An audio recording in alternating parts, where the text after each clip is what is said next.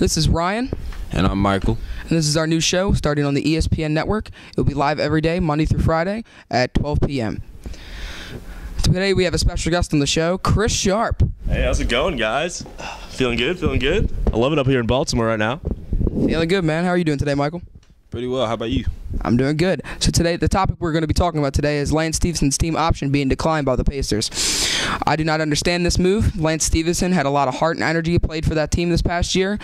He brought so much fire to the bench when he came off. What is your opinions on this, Chris?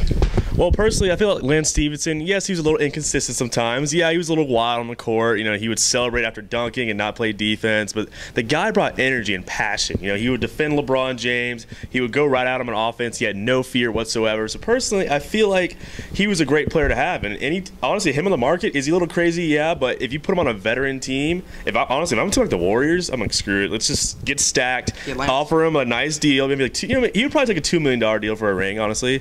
Put him on the team, have him, Nick Young off the bench, going wild. I think it could work out. That'd be awesome, yeah. Michael, what's your opinion on this take? Lance Stephenson is one of the better bench shooting guards in the league, you know.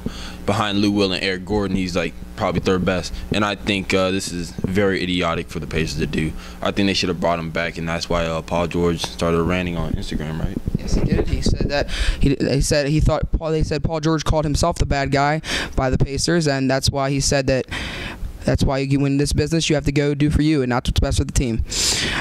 In other news, Julian Edelman will be appealing his 4-game suspension by the NFL for PEDs.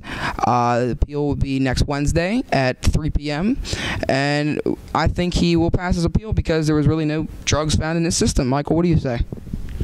I mean, I say it's pretty big because if he didn't appeal, then the Patriots would lose one of their best receivers in Edelman, and Tom Brady wouldn't have that many weapons to use for the season, you know? Chris, what's your take? I think he'll win the appeal, but it won't be for 0 games. I think he'll probably get cut from 4 to 2. And honestly, for the Patriots, 2 games without Edelman, yeah, it hurts a little bit, but you still have Gronk, you still have all these weapons. Chris Hogan. So personally, I feel like they'll be just fine without him. And as long as he's there for the clutch run in the playoffs, they'll be all fine. Last night were the NBA awards. The winners of the awards were taken home voted on by NBA analysts and their peers. The MVP of the league was James Harden, who beat out LeBron James and Anthony Davis. The Defensive Player of the Year was Rudy Gobert, who beat out Draymond Green and Joel Embiid. Sixth Man of the Year was Lou Williams, who beat out Eric Gordon and Eric Gordon. And the Rookie of the Year was Ben Simmons, who I really don't think is a rookie, but in this case, I guess he is, who beat out Donovan Mitchell and Jason Tatum.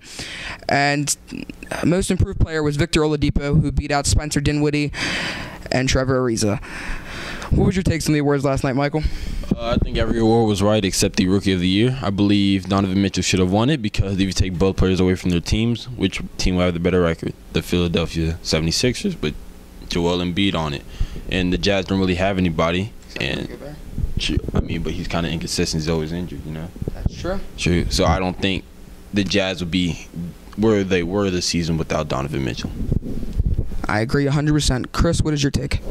Personally, I thought most of the awards are pretty fair off. And now, the whole LeBron James Harden thing, I understand that. But you have to remember, they voted on this April 11th. So it was before the playoffs really even got going. So, I mean, I was listening, actually, it was like Bill Simmons on his podcast. He made a good point. They should probably have a regular season award for MVP and then a postseason. Because LeBron, if you just saw that postseason, he was he was insane. All-time great performance. Killed it. But during the regular season, which he kind of, to his credit, yeah, he can still go out and get 28, 8, and 9 every night. But he was kind of resting some nights, just saving himself for that epic playoff run. And James Harden was destroying the entire regular season. So personally, I feel like he deserved the MVP award, and that's all fine with me. Then Dwayne Casey, what an awkward moment. That was, I mean, I love the guy as a coach, and it was a tough break in Toronto, but it was kind of awkward how he got the award.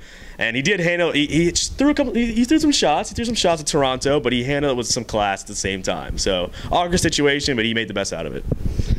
Yes, he did. And if there was a postseason MVP, it would definitely go to LeBron. I've never seen a postseason where one man had so many game-winning shots. I mean, the one against Indiana, the one-handed floater. I mean, he hit the 3 against Indiana, Game 4 to send it to overtime.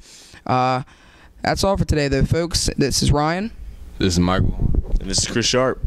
Good night, folks.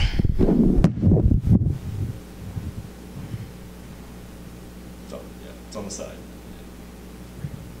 They just did the last 5. 5 seconds out or whatever. This one? Yeah, the red button there.